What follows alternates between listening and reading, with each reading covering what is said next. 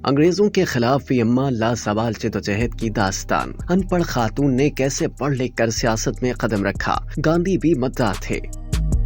Be اماں کا اصل نام آبادی بیگم اور تعلق امروہہ سے تھا۔ آبادی بیگم کے والد ملازمت کے سلسلے میں امروہہ سے رامپور منتقل ہو گئے تھے۔ رامپور میں ہی آبادی بیگم کی شادی عبدالعلی خان سے ہوئی۔ شادی سے پہلے وہ پڑھنا لکھنا بالکل نہیں جانتی تھی، لیکن شوہر پڑھے لکھے شخص تھے۔ انہی کی صحبت میں آبادی کو پڑھنے لکھنے کا شوق ہوا۔ جب وہ 27 سال کی عمر میں بیوہ ہوئی تو ان کے کاندھوں پر 6 بیٹوں اور ایک بیٹی کی ذمہ داری تھی۔ چونکہ جوانی ہی میں بیوہ ہو گئی تھی، اس لیے خاندان والوں نے عقد ثانی کا مشورہ دیا، مگر انہوں نے سختی سے مسترد کر دیا۔ اپنا زیور بیچ بیچ کر بچوں کو اعلیٰ تعلیم دلوائی، اور قسمت دیکھیے کہ بچے بھی کون، شوکت علی اور محمد علی، جو آگے چل کر علی برادران کے نام سے مشہور ہوئے۔ شوہر کی وفات کے بعد آبادی بیگم نے باقاعدہ اردو پڑھی، اور پھر جب جلسوں میں تقریر کرنے کا موقع ملا تو کوئی یقین ہی نہیں کر سکتا تھا کہ یہ خاتون 18-20 سال کی عمر تک ان پڑھ تھیں۔ آبادی بیگم نے اپنے بیٹوں شوکت علی اور محمد علی کو علی گڑھ کے بعد انگلستان بھیجا، جہاں ان دونوں بھائیوں نے آکسفورڈ یونیورسٹی میں تعلیم حاصل کی۔ دونوں بھائی وطن واپس لوٹے تو انہوں نے پہلے ریاستی ملازمتیں کی، مگر جلد ہی انہوں نے ملک کی سیاست میں بھرپور حصہ لینا شروع کر دیا۔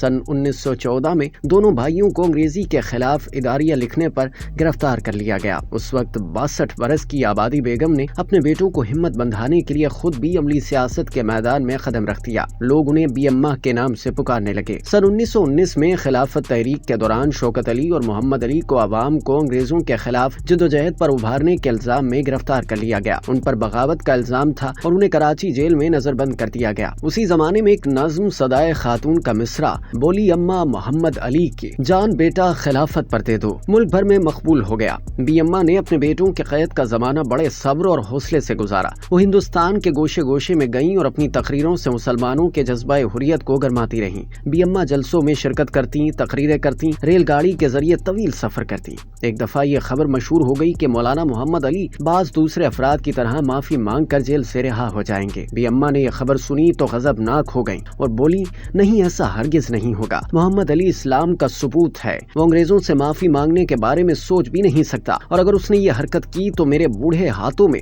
ابھی اتنی طاقت ہے کہ اس کا گلا گھونٹ دوں۔ ایسی زندگی پر لعنت ہے جس سے اسلام پر حرف آئے۔ یہ زمانہ ہندو مسلم اتحاد کا زمانہ تھا۔ حالات تبدیل ہوئے، ہندو مسلم فسادات شروع ہوئے اور کانگریس میں پھوٹ پڑ گئی تو بی اماں کو بڑا صدمہ ہوا۔ مہاتما گاندھی اور اینی بیسنٹ بھی بی اماں کے مداحوں میں شامل تھے۔ ان دونوں نے بی اماں کو خطوط لکھے کہ اس موقع پر آپ ہندو مسلم اتحاد کے لیے اپنا کردار ادا کریں۔ بی اماں کے کہنے پر گاندھی جی ان سے ملنے دہلی بھی آئے۔ انہوں نے ہندو مسلم اتحاد کی خاطر 21 دن کے برت کا اعلان بھی کیا۔